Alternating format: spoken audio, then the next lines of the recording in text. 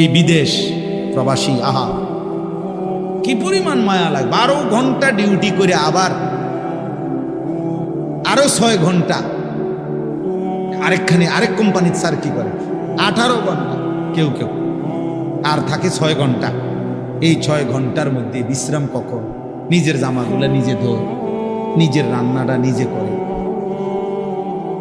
প্রবাসীগুলো বিদেশে থাকে, যে আমি তো সৌদি আরবে অনেক দূর দূর ছেলেদের কাছে গেছি, ওরা দম করে খুব মহব্বত করে।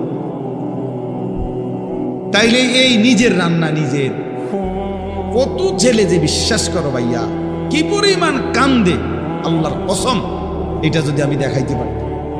এখান থেকে এটা বিদেশ অনেক কষ্ট, এই কথাটা কইলে তুমি বুঝতে না ভাইয়া, অনেক কষ্ট। এটা কইলেও তুমি বুঝতে না, এটা কইতে তো 1 মিনিট লাগছে, আর অনেক কষ্ট। বাস্তবতা হলো তার চাইতে অনেক বেশি কষ্ট।